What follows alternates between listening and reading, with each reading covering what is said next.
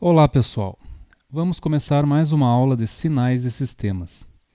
Na aula de hoje nós vamos estudar os seguintes tópicos: funções de transferência de sistemas no domínio Z e cálculo de polos e zeros, estabilidade de sistemas discretos no domínio Z, equações de recorrência e o método de Euler.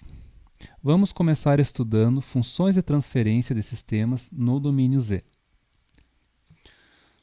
Na última aula, nós analisamos a seguinte equação que relaciona a variável z e a variável s. Exponencial de s vezes o período de amostragem é igual à variável z. E também nós concluímos que z na menos 1 representa um atraso unitário de uma amostra, que vai ser igual à exponencial de menos s vezes t. Bom, outra coisa que a gente concluiu na aula passada é que essa exponencial pode ser expressa por séries de potência. Exponencial de s vezes t é igual a 1 mais s vezes t mais s vezes t ao quadrado dividido por 2 fatorial. Aqui vai ter 1 fatorial, que é igual a 1, e assim por diante. Se o período de amostragem t for suficientemente pequeno, então a gente pode negligenciar essas parcelas quadráticas, cúbicas e assim por diante. Então a gente pode obter a seguinte aproximação para a exponencial de s vezes t. 1 mais s vezes t. Só que a exponencial de s vezes t é o nosso z, né? Então, como a gente está aproximando, vamos usar o símbolo de aproximação aqui. Então, a variável z pode ser aproximada por 1 mais s vezes t. Essa é uma aproximação que relaciona a variável z do sistema discreto e a variável s de um sistema analógico. Se a gente isolar a variável s, nós podemos definir que o s é z menos 1 dividido por t. Então, essa é uma aproximação de uma relação de s e z. E por que nós queremos obter essa relação? Bom, se nós tivermos um projeto de um filtro analógico G de S e a gente substituir o S por Z menos 1 dividido por T, nós vamos ter uma G de Z. Vou pegar um exemplo para vocês aqui. Exemplo. Digamos que eu projetei um filtro passa-baixa G de S que é 10 dividido por S mais 10. É um filtro passa-baixas de primeira ordem com frequência de corte de 10 radianos. E eu quero obter um filtro digital que tenha características semelhantes a este filtro analógico G de S. O que eu posso fazer? Eu posso obter uma G de Z, onde o S vai ser substituído por Z menos 1 dividido por T mais 10. Agora, eu posso multiplicar o numerador e o denominador por T. Daí a gente obtém 10 vezes T dividido por Z menos 1 mais 10 vezes T. Vejam que aqui nós temos uma G de Z. É claro que você vai ter que especificar um certo período de amostragem t. Digamos que o t vale 0,1 segundo.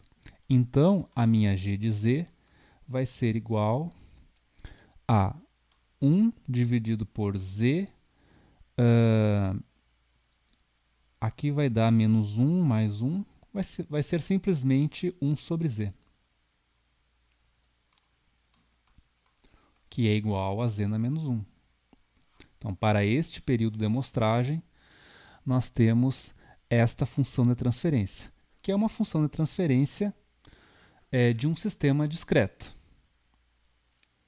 Então, assim como nós temos funções de transferências de sistemas analógicos no domínio S, nós temos também funções de transferências de sistemas discretos. Agora, voltando aqui para os nossos tópicos, vamos ver como a gente calcula os polos e zeros de um sistema discreto, de um sistema no domínio Z. Então vamos lá. Calcular polos e zeros de G de Z. É o mesmo princípio que a gente usava para calcular polos e zeros de sistemas no domínio S. Por exemplo, digamos que a minha G de Z seja Z menos 0,3 dividido por Z mais 2.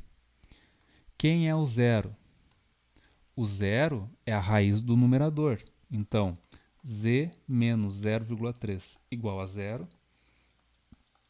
Z é igual a 0,3. Então, aqui está o meu zero. E quem é o polo? Z mais 2, que é o denominador, igualado a zero.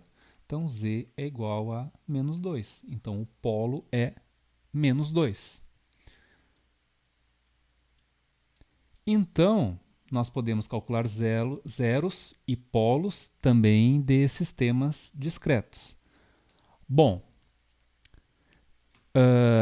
se o denominador fosse uma equação quadrática, né, a gente usa a Bhaskara do mesmo jeito que a gente usava lá em sistemas no domínio S. O princípio, o procedimento matemático é exatamente o mesmo para se calcular polos e zeros. Agora, vamos analisar a estabilidade de sistemas em Z. Como a gente garante que um filtro ou controlador digital ele é estável? Bom, quando a gente tinha funções de transferência no domínio S, por exemplo, G de S é igual a S mais 2 dividido por S mais 10. Todos os polos da função de transferência devem estar no semiplano esquerdo do plano S para que o sistema seja estável. Então, nós temos aqui um plano S, que é um plano complexo, que tem parte real, parte imaginária, e todos os polos devem estar no semiplano esquerdo, nessa região aqui, para que o sistema analógico no domínio S seja estável. Caso contrário, o sistema será instável. E agora, como é que isso funciona para sistemas modelados no domínio Z, ou seja, sistemas discretos? É diferente. O seguinte, como é que a gente faz para descobrir a região de estabilidade de sistemas de tempo discreto?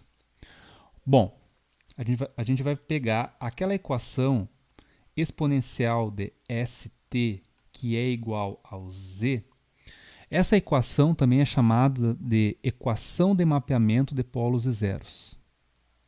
Então vamos escrever aqui. Equação de mapeamento de polos e zeros. Bom, o que a gente vai fazer? A gente vai desenhar o nosso plano S do lado esquerdo aqui da lousa. Então aqui é o plano S. É um plano, duas dimensões. E aqui no lado direito a gente vai desenhar um outro plano complexo que também tem parte real e parte imaginária, só que esse outro plano é o plano Z, é o plano do sistema discreto. Bom, quando a gente trabalhava no plano S, todos os polos deveriam estar no semiplano esquerdo, no lado esquerdo aqui do plano S. Agora, como a gente analisa a estabilidade de um sistema em Z? A gente utiliza esta equação aqui, ó. e faço um mapeamento do semiplano esquerdo do plano S dentro do plano Z. A gente vai fazer um mapeamento utilizando essa equação aqui. Ó. Vejam só o que vai acontecer. Quando você pega o eixo imaginário, vamos trocar de cor aqui, vamos botar um verde. O eixo imaginário do plano S,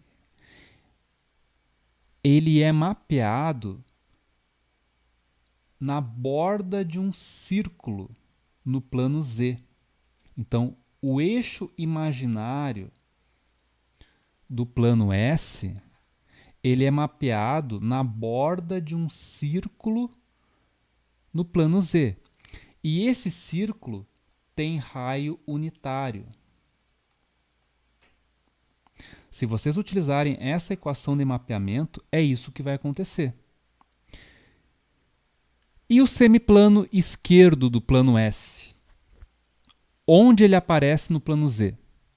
O semiplano esquerdo do plano S, ele é mapeado no interior deste círculo de raio unitário.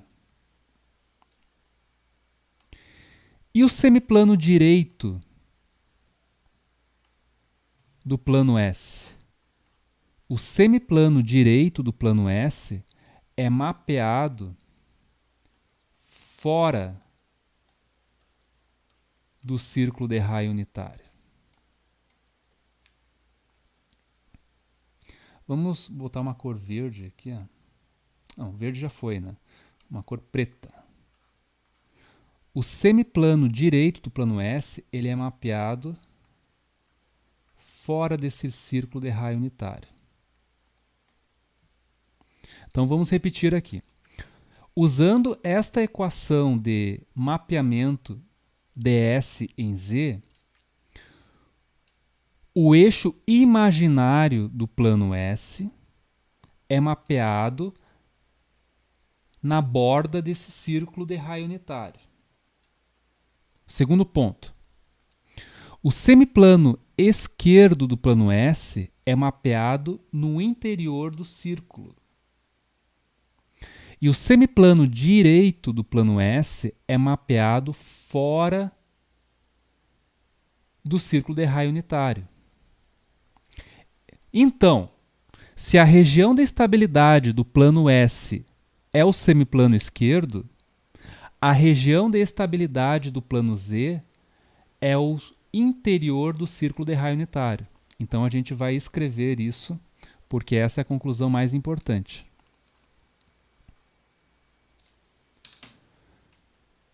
Pelo fato de... ou assim, pelo fato do semiplano esquerdo do plano S, ou pelo fato do semiplano esquerdo ds ser mapeado no interior de um círculo de raio unitário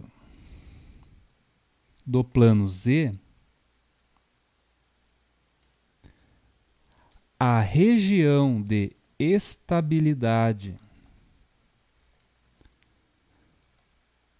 no plano Z será o interior deste círculo de raio unitário.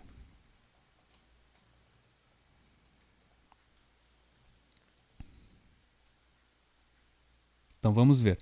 Pelo fato do semiplano esquerdo de S ser mapeado no interior de um círculo de raio unitário do plano Z, a região de estabilidade no plano Z será o interior deste círculo de raio unitário. Resumo da história. Vamos colocar aqui o resumo da história. Quando você calcular os polos no plano Z,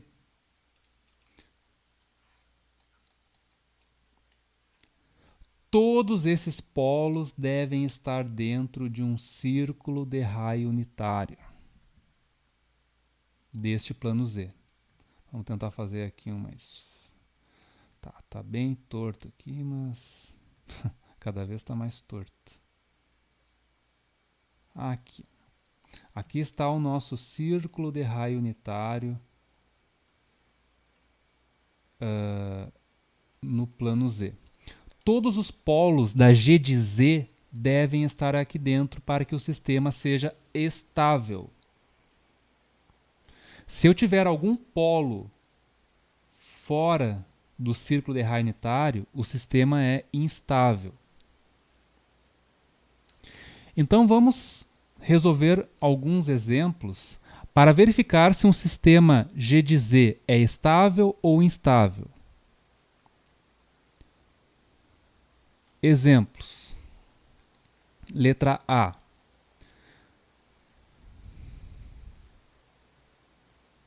A nossa G de Z é Z menos 1 dividido por Z mais 0,3.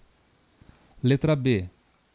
G de Z é igual a Z dividido por Z mais 3.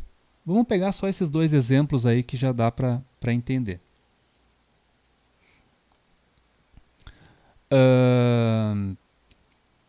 Letra A. Quem são os polos? Tem um polo só. O polo é Z mais 0,3 igual a 0, Z igual a menos 0,3. Esse polo Z igual a menos 0,3, no plano Z, ele vai estar aqui, ó, menos 0,3. Será que ele está dentro ou fora do círculo de raio unitário? Como o módulo de Z é igual a 0,3 e esse módulo é menor do que 1, o sistema é estável. Porque o círculo de raio unitário ele vai estar aqui. Ó.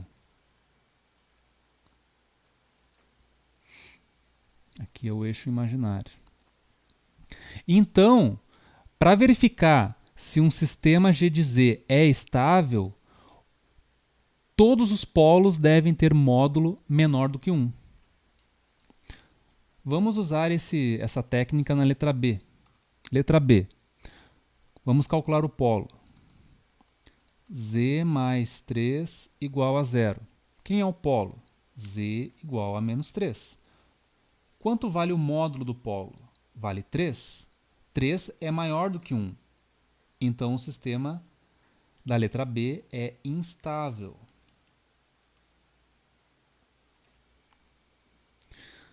Então, para que um sistema G de Z seja estável, todos os polos devem ter módulo menor do que 1. Simplesmente isso. Ah, professor, e se os polos forem complexos? Vamos pegar aqui um exemplo. Z mais 3 dividido por Z ao quadrado mais 0,9. Nós temos esse sistema aqui. Vamos determinar os polos. Então, Z ao quadrado igual a menos 0,9. Então, Z vai ser mais ou menos J raiz de 0,9. Vamos calcular a raiz de 0,9. Eu vou abrir aqui a minha calculadora. E vamos calcular a raiz quadrada de 0,9. Vai dar mais ou menos J 0,9486. Então, tenho dois polos imaginários puros. Eixo imaginário, eixo real. E eu tenho dois polos imaginários puros. Um em mais J 094 e o outro menos J 094. eu simplesmente calculo o módulo de z. Então, veja só que o módulo de z1 é 0,94 e o módulo de z2 também é 0,94. Ambos são menores do que 1. Então, esse sistema é estável. Então, calculem os polos da G de Z e calcule os módulos. Os módulos devem ser menores do que 1 para que o sistema seja estável. Ok? Aqui nem precisou usar a Bhaskara, né? Porque foi direto. Mas se o sistema tiver coeficientes A, B e C diferentes de zero, usa a Bhaskara, determine os dois polos, que é a solução da Bhaskara, e calcule o módulo de cada polo. Os módulos dos polos devem ser menores do que 1 para que o sistema seja estável. Ok.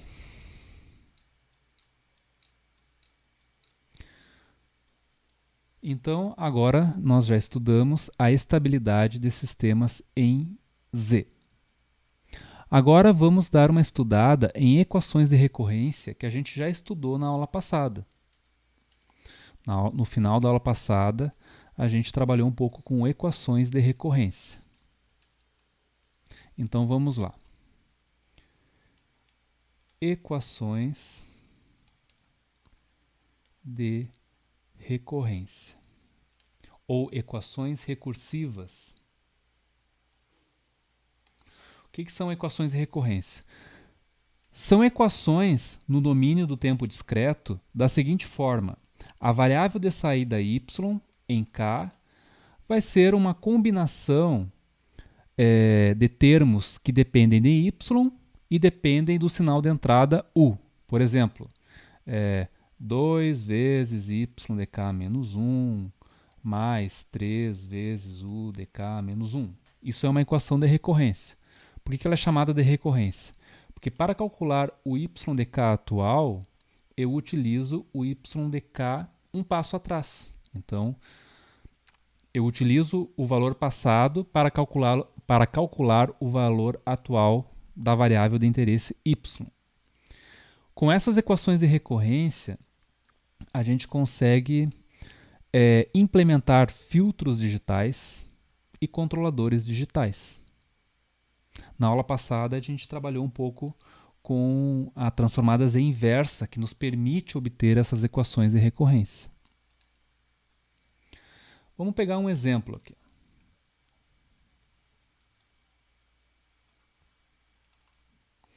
Por exemplo, eu projetei um filtro G de Z.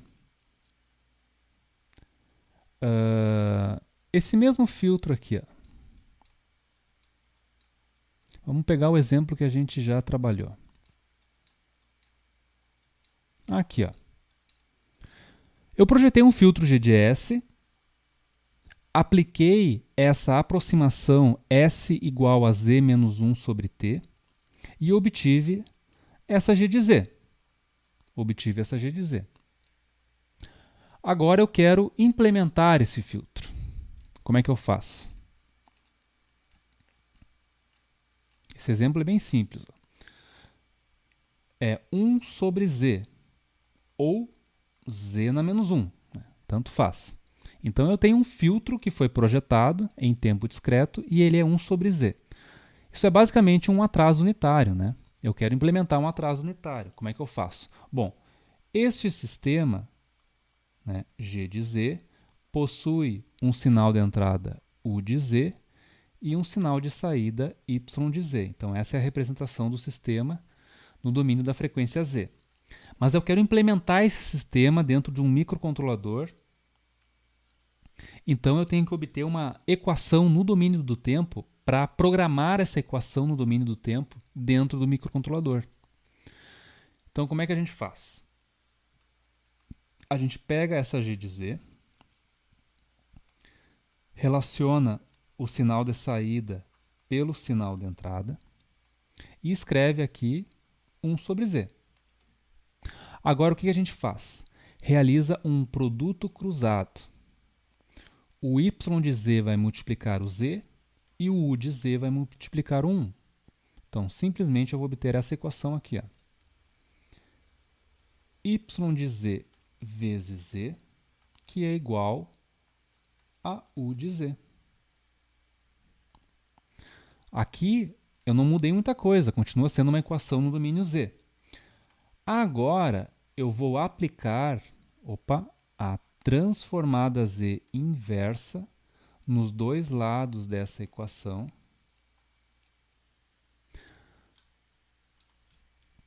Do mesmo jeito que a gente fez na aula passada.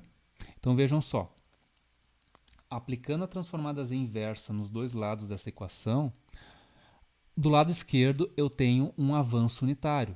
Y de z vezes z na 1 representa um y de k mais 1, que é igual a simplesmente u de k, porque não tem nenhum z multiplicando do lado direito, né? Então é simplesmente u de k. Então vejam que essa equação que eu obtive aqui é chamada de equação de recorrência.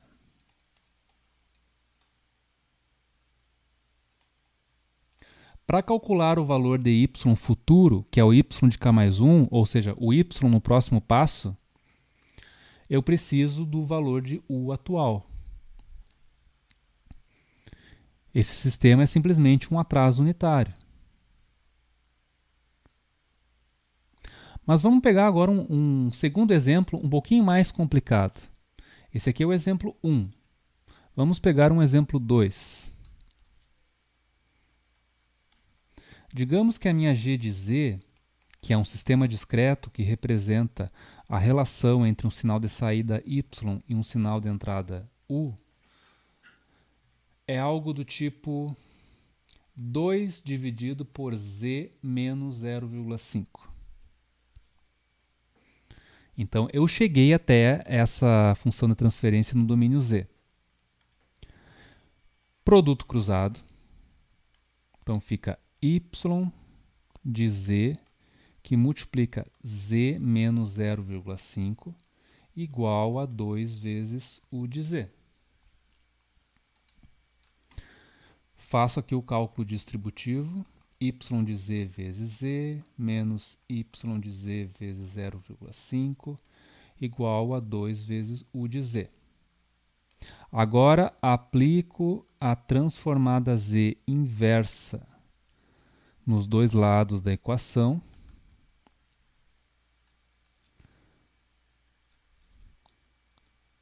Tanto aqui como aqui. Aqui eu tenho um avanço unitário. Então, vai ser y de k mais 1, menos y de k, que multiplica 0,5, igual a 2 vezes u de k. Então, vejam que agora nessa equação eu tenho dois y's. Eu tenho y de k mais 1 e eu tenho y de k.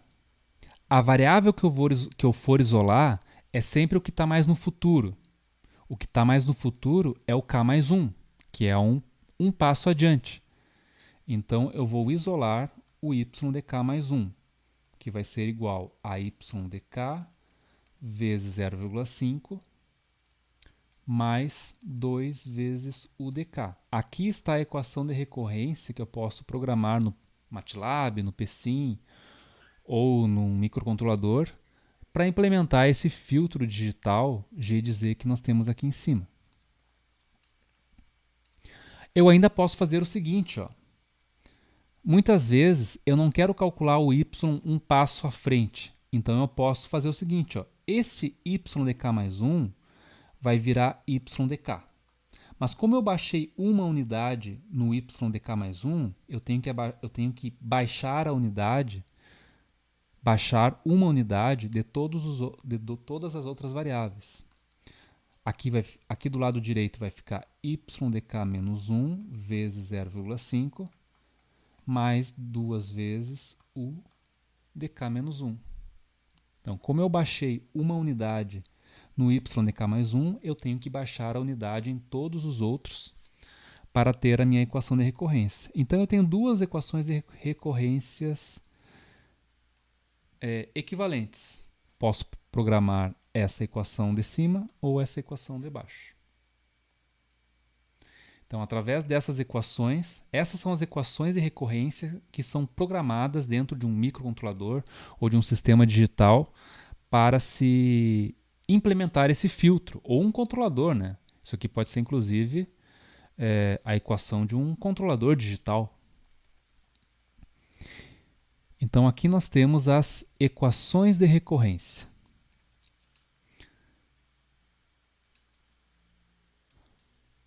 Uma outra informação interessante é a seguinte, ó. Para obter a relação entre S e Z, né, o S é igual a Z menos 1 dividido por T. Né? Essa aproximação, ela também é chamada de... Ela tem um nome especial, que é Forward Difference Approximation. Acho que tem dois P's aqui. F ou FDA. FDA, Forward Difference Approximation. É uma aproximação de uma G de S para uma G de Z um passo à frente, porque esse Z na mais 1 esse Z elevado a 1 representa um passo à frente, então é forward, é para frente.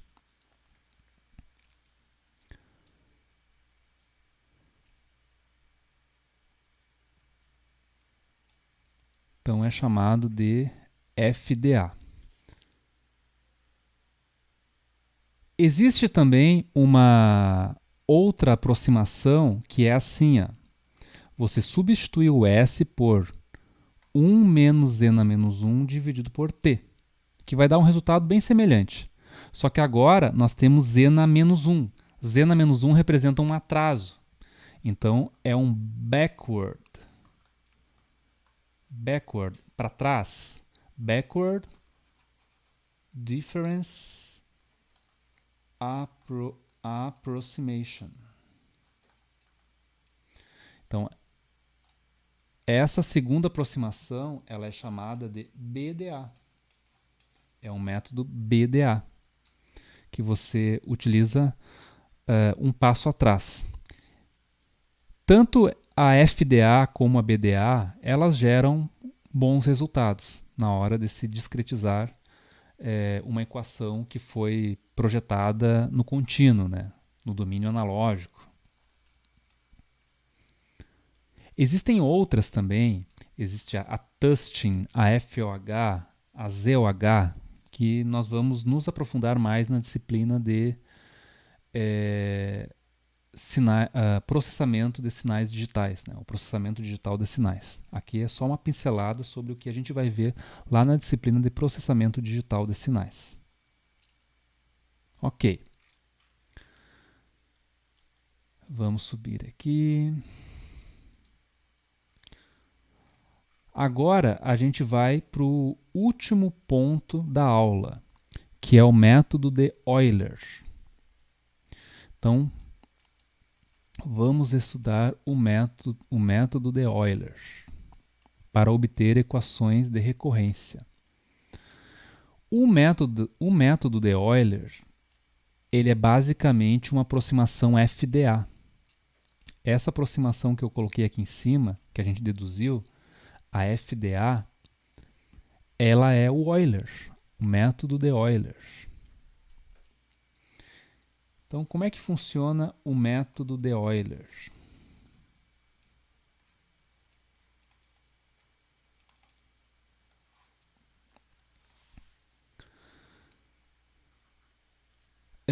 Um filtro controlador, né, ele pode ser tanto expresso no domínio do tempo como no domínio da frequência. Digamos que você tem uma equação diferencial de primeira ordem, por exemplo, derivada de x em relação ao tempo, né? X é função do tempo, é igual a menos 3 vezes x dt mais 4 vezes u de t. Sendo que u de t é o sinal de entrada e x de t é um sinal de saída. Então, é um circuito RL, um circuito RC, é um sistema físico de primeira ordem que é representado por uma equação diferencial no domínio do tempo. Eu quero resolver essa equação diferencial. Bom, você pode utilizar as ferramentas de cálculo de equações diferenciais para resolver essa equação diferencial. Existem métodos, né? Inclusive transformada de Laplace, para resolver essa equação diferencial. Mas você pode utilizar um método numérico, denominado método de Euler. Como é que funciona o método de Euler? Você pega a derivada de x em relação ao tempo e aproxima por um x dk mais 1 menos um x dk dividido por um certo período, ou passo. Ou seja, você tem aqui uma função x de t. Né? E essa função tem esse comportamento aqui. Então você pega um certo x de k e um x dk mais 1. Ficou meio feio aqui. X dk mais 1. Então pega dois pontos bem próximos, de tal modo que o intervalo entre esses dois pontos, que é o t, seja bem pequeno. Aqui você teria uma espécie de reta, ele não é exatamente uma reta tangente, mas é próximo a uma reta tangente. Então é como se eu estivesse calculando a derivada num certo instante de tempo. Só que essa aproximação, né, que a gente está... Nem vou colocar igual, né, na verdade é uma aproximação. Ela só é boa, razoável, ela só é razoavelmente precisa se esse passo t for pequeno. Então, o t tem que ser pequeno. Então, considerando que o passo t é pequeno, a gente vai nessa equação diferencial aqui. Vamos reescrever a equação diferencial. Então, derivada de x em relação ao tempo vai ser aproximada por x dk mais 1 menos x dk dividido por t, que é igual a menos 3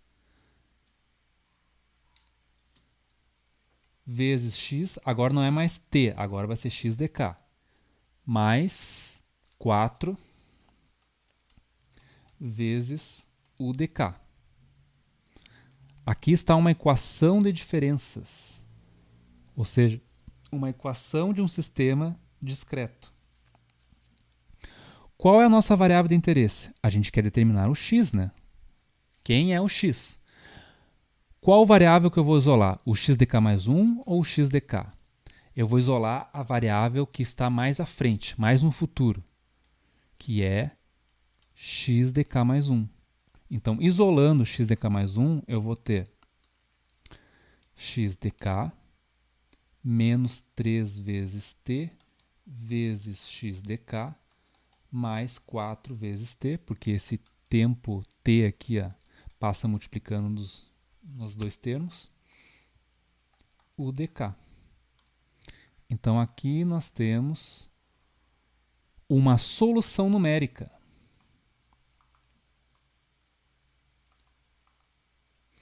Nós temos uma solução numérica para se resolver a equação diferencial dentro de um computador digital. Então, você pode usar o MATLAB, Octave, PSIM, para se resolver essa equação diferencial. Então, o método de Euler é um método numérico para se resolver equações diferenciais de primeira ordem. Tá, mas fora isso, qual seria uma aplicação prática, industrial, né, além de resolver uma equação diferencial? Bom, um filtro digital é regido por uma equação diferencial. Então eu posso utilizar o método de Euler para encontrar a equação de recorrência para se implementar esse filtro digital. Ou eu posso ter um controlador de primeira ordem, uma equação diferencial de um controlador de primeira ordem. Então eu posso usar o método de Euler para encontrar a equação de recorrência desse controlador digital. Beleza. Então, na aula de hoje, a gente estudou alguns tópicos importantes sobre sistemas de tempo discreto. Então vamos recapitular. Estudamos funções de transferência de sistemas em Z. Então, do mesmo modo que a gente tem funções de transferência no domínio S para sistemas analógicos, nós temos funções de transferência no domínio Z para sistemas de tempo discreto. Muitas vezes, a gente obtém este sistema em Z a partir de um sistema analógico que foi projetado em S. Vimos também como se calcular polos e zeros de sistemas no domínio Z. Então, é o mesmo procedimento. Os polos são as raízes do denominador da função de transferência em Z. Os zeros são as raízes do numerador da função de transferência em Z. Ok, é a mesma coisa. Mas com relação à estabilidade, é um pouquinho diferente. Então, com relação à estabilidade de sistemas discretos, o que nós fizemos? Nós pegamos a equação exponencial de ST igual a Z, que é a equação de mapeamento de polos e zeros, e analisamos como o plano S é mapeado aqui no plano Z. O eixo imaginário do plano S é mapeado na borda de um círculo de raio unitário. O semiplano esquerdo do plano S, que é a região de estabilidade dos polos, é mapeado no interior desse círculo de raio unitário. E o semiplano direito do plano S é mapeado fora do círculo de raio unitário no plano Z. Então, para que um sistema G de Z seja estável, todos os polos da G de Z devem estar confinados dentro de um círculo de raio unitário, centrado na origem. Nós analisamos aqui alguns exemplos e concluímos que para que todo o sistema G de Z seja estável, todos os polos devem ter módulo menor do que 1. Então a gente resolveu aqui 3 exemplos, em que o primeiro exemplo era estável, porque o módulo do polo é menor do que 1. O segundo exemplo, letra B, é instável, porque o módulo do polo é maior do que 1. E o terceiro exemplo também é estável, porque os dois polos têm módulo menor do que 1. O terceiro ponto da aula foi equações de recorrência ou equações recursivas, que são equações que devem ser obtidas para se implementar um filtro ou controlador digital. Mais detalhes da implementação sobre isso nós vamos ver na disciplina de processamento digital de sinais, onde a gente vai ficar boa parte do semestre encontrando equações de recorrência e programando essas equações de recorrência para simular controladores digitais ou filtros digitais. A gente fez 2 exemplos aqui. Né? E o último ponto da aula foi o método de Euler. O método de Euler é uma ferramenta para se resolver equações diferenciais de primeira ordem, só que o método de Euler é um método numérico que só funciona bem se o passo de simulação, ou se o passo, ou tempo, né, t, esse t, é suficientemente pequeno. Quem é esse t? É o intervalo entre uma amostra x de k e a amostra x de k mais 1. Então, o tempo t deve ser pequeno. Então, a gente aproxima a derivada por essa... É mais ou menos o que se faz com velocidade em mecânica, né? A velocidade é a derivada do deslocamento. Mas se você mede a velocidade em intervalos de amostragem bem pequenos, você pode calcular a velocidade instantânea a partir dessa aproximação. Né? Bom, então o método de Euler é uma solução numérica de uma equação diferencial da primeira ordem. Como filtros e controladores muitas vezes são representados por equações diferenciais de primeira ordem, a gente pode resolver essa equação diferencial no computador, utilizando Octave, MATLAB, né, através do método de Euler. Ok, pessoal? Muito obrigado pela atenção e qualquer dúvida, entre em contato.